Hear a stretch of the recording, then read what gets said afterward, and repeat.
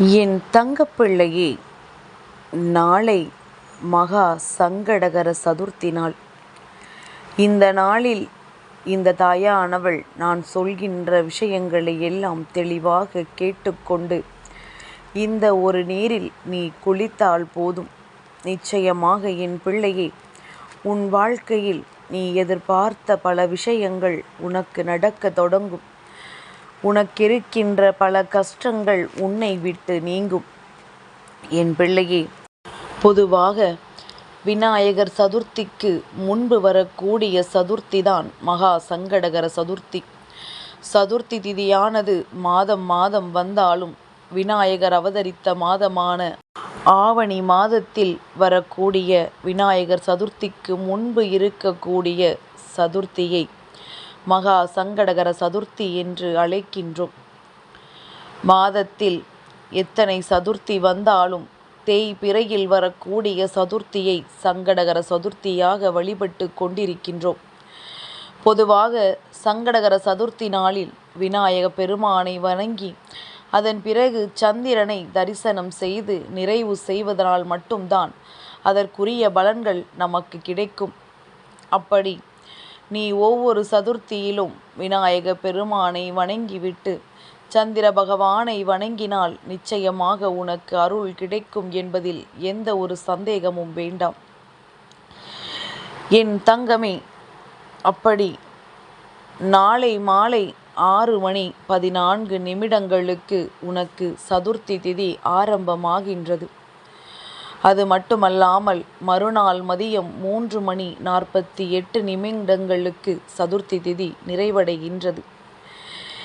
எவ்வளவுதான் நாளை மாலை ஆரம்பித்தாலும் சதுர்த்தியானது மாலை 6 மணிக்கு மேல் விநாயகரை வழிபடுவதாகும். அப்படி பார்த்தால் நாளைய தினம்தான் மகா சங்கடகர சதுர்த்தி நாள். நாளை மாலை 6:15 மணிக்கு மேல் விநாயக பெருமானை வழிபட வேண்டும். என் பிள்ளையே, ஏதேனும் ஒரு கோவிலுக்கு சென்று விநாயகரை தரிசித்து அவருக்கு நிச்சயமாக என் பிள்ளை மனது குளிரும்படி உன்னுடைய வேண்டுதல்களை வைத்துவிட்டு வரலாம். எல்லாவற்றிற்கும் முக்கியமாக கவனிக்க வேண்டிய ஒரு விஷயம் என்ன தெரியுமா? எங்கு சென்றாலும் பரவாயில்லை, அதற்கு முன்பாக உன் இல்லத்தில் இருக்கின்ற விநாயகருக்கு பூஜைகளை செய்துவிட வேண்டும். குறைந்தது ஒரு தீபத்தையாவது ஏற்றி வைத்து விட்ட பிறகுதான் நீ வெளியில் செல்ல வேண்டும். அப்படியானால் என் குழந்தை, இதை நீ மறக்காமல் செய்துவிட வேண்டும். நான் சொல்கின்ற இந்த ஒரு விஷயம், நான் சொல்கின்ற இந்த ஒரு நீரில் நீ நாளை குளித்தாலும் சரி, நாளை மறுநாள் குளித்தாலும் சரி, நிச்சயமாக உனக்கு நல்ல பலன்கள் கிடைக்கும். நாளை பூஜைகள் செய்யவிருப்பதனால் நாளை காலையில் குளிக்கும் பொழுது உனக்கு நல்ல பலன்கள் கிடைக்கும்.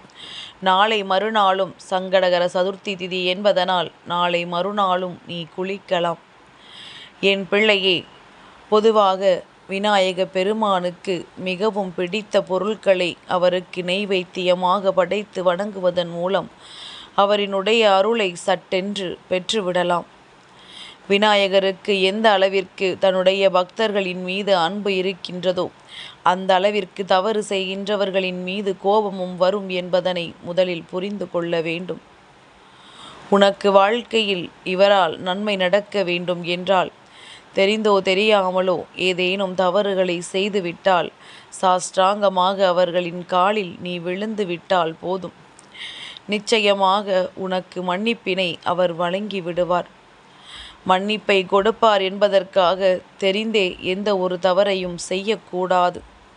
அப்படி செய்தால் விநாயக பெருமானினுடைய கோபத்திற்கு நீ ஆளாகி விடுவாய் என்பதனை மறந்து விடாதே.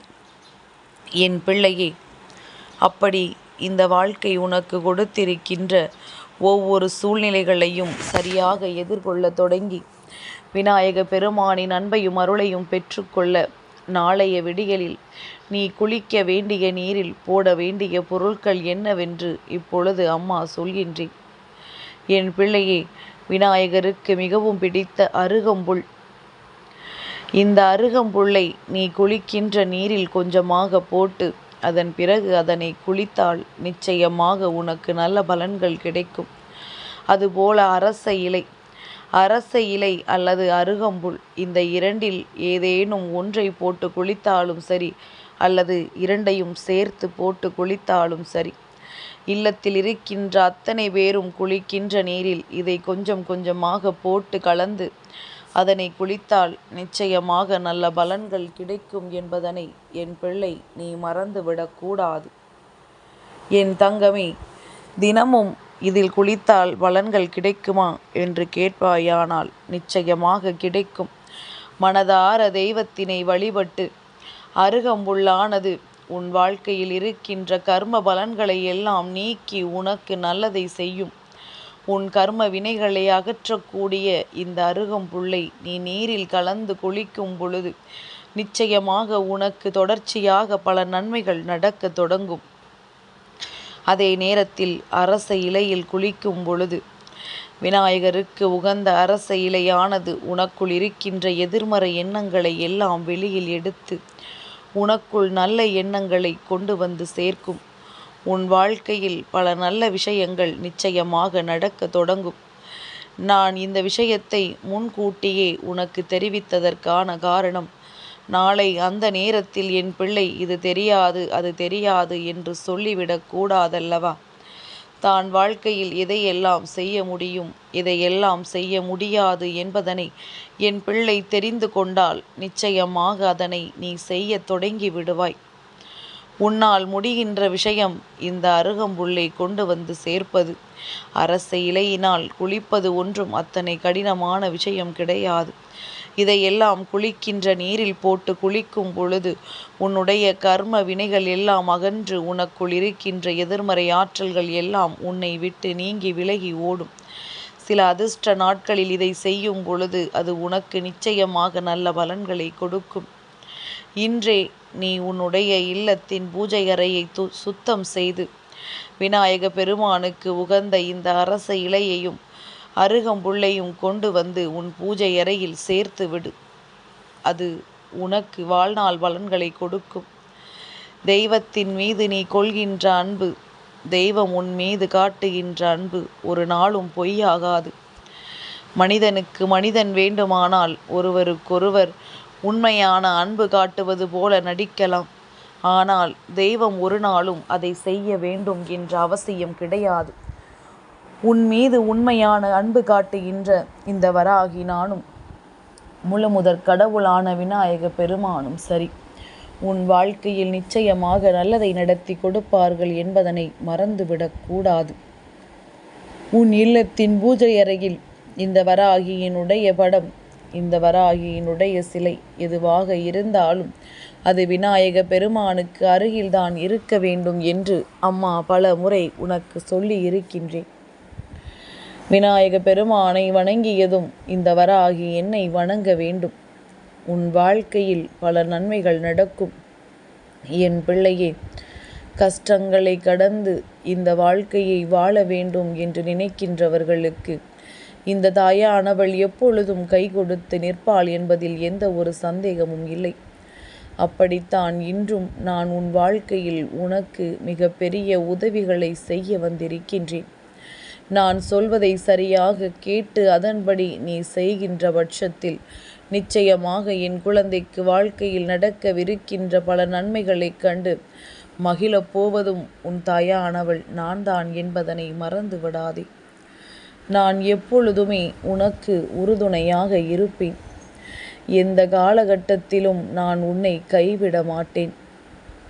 என் பிள்ளையே, உனக்கு வருகின்ற அத்தனை பிரச்சனைகளையும் விரட்டியடித்து உன்னை இந்த சூழ்நிலையில் இருந்து நான் நிச்சயமாக மீட்டெடுத்து விடுவேன்.